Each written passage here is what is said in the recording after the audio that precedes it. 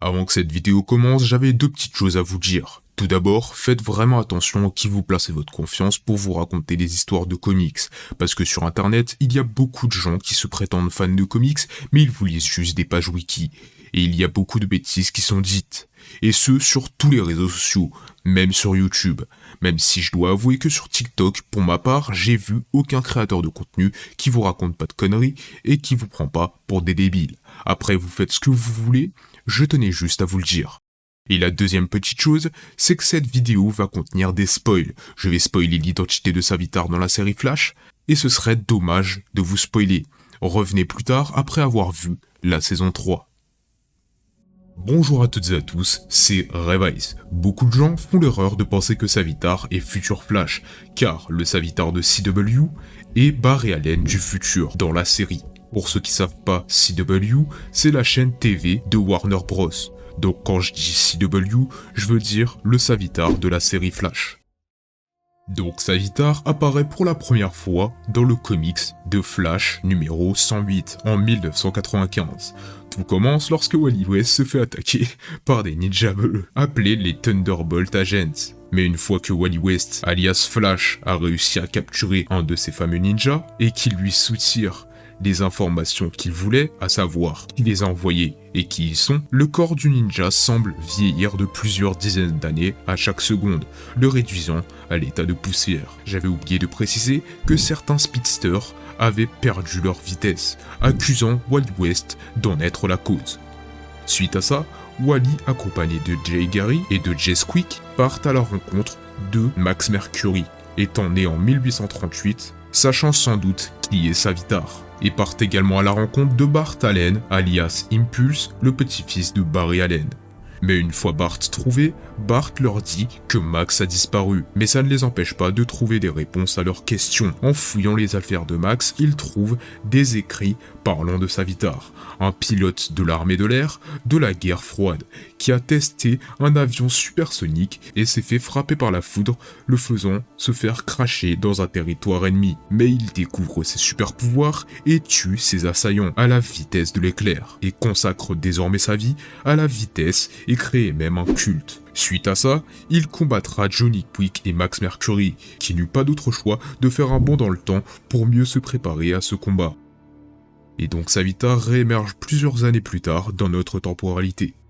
Suite à ça, Wally West et les autres speedsters retrouvent Max, le corps en lambeaux, avec une carte gravée sur le dos. La carte mène Wally West au culte de Savitar et entame leur combat, mais Savitar était bien trop fort. De plus, il avait réussi à trouver le moyen de partager sa vitesse aux membres de son culte. Il semblait invincible, puisqu'il a le pouvoir d'auto-guérison, manipulation de champ de force à inertie nulle, et qu'il peut aussi transférer sa vitesse à des objets. Même avec l'aide des autres speedsters, Wally n'arrive pas à en venir à bout. Alors Wally West décide de lui donner ce qu'il veut, à savoir sa vitesse, pour lui faire un bond dans la Speed Force, pour qu'un autre voyageur du temps arrivé avant Wally s'occupe de Savitar. Il réapparaîtra dans le comics de Flash Rebirth numéro 1 où il arrivera à s'échapper de la Speed Force, mais tombera face à Barry Allen, qui à l'instant où il le touche, meurt désintégré puisque Barry était infecté par la négative Speed Force. Après que l'autre Flash m'ait touché, je pensais que j'avais été détruit, mais je me suis réveillé pour me retrouver dans une prison sombre, un endroit pire que la mort. Je pouvais entendre d'autres personnes dans le noir, qui pleuraient et qui criaient. J'ai essayé pendant des jours, des semaines, des années à accéder à la Speed Force, jusqu'à que finalement cela se produise. C'était une étincelle d'espoir. La Speed Force l'avait choisi, et il réapparaît donc dans le comics de Flash Annual numéro 1 en 2018. Et il semble plus fort que jamais, combattant même la Justice League, mais il finit par se faire vaincre par Wally West, qui avait réussi à trouver sa connexion avec la Speed Force, tandis que Savitar l'avait perdu. Et il sera donc renvoyé dans les ténèbres. Par la suite, Savitar sera introduit dans la série Flash de 2018, mais avec une histoire qui diffère énormément de l'histoire originelle. Le Savitar CW est Future Flash, mais ça, c'est dans la série, et les gens associent l'histoire du Savitar CW avec celle des comics. et se mettent à penser que Future Flash des comics est l'identité de Savitar des comics.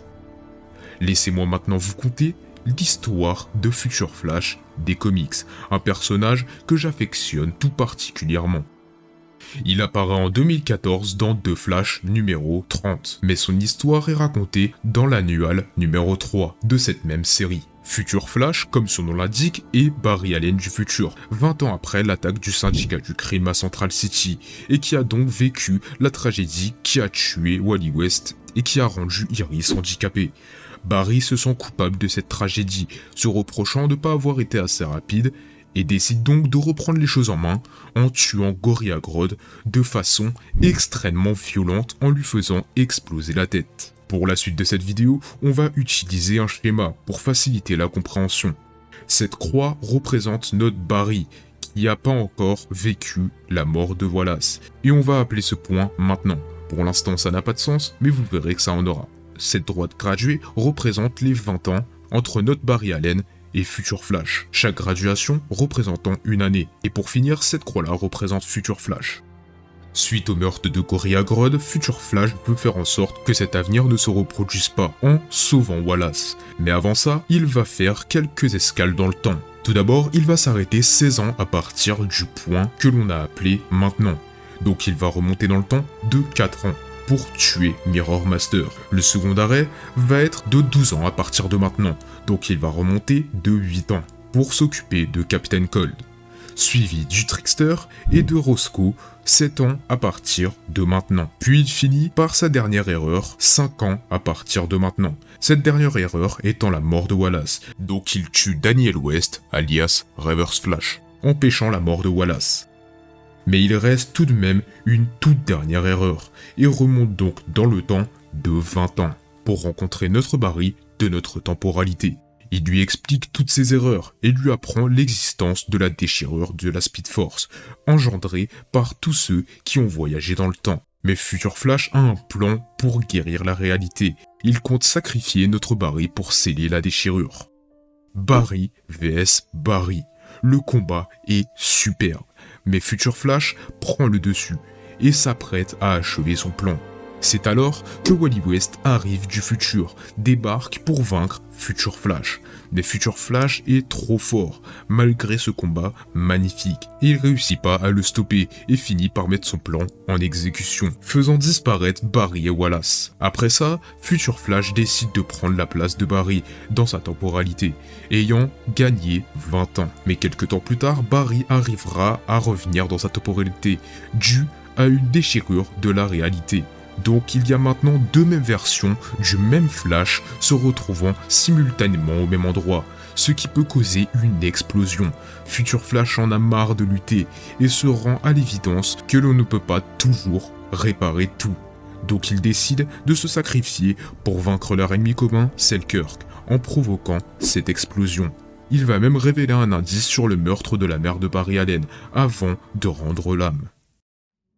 Maintenant que je vous ai raconté ces deux histoires, vous pouvez constater que Savitar CW est une version revisitée de ces deux personnages, comme s'ils avaient voulu les fusionner. J'espère que cette vidéo vous aura fait comprendre que l'histoire du Savitar CW n'est pas du tout la même que celle des comics, et que Future Flash des comics n'a rien à voir avec Savitar. Et voilà, cette vidéo touche à sa fin.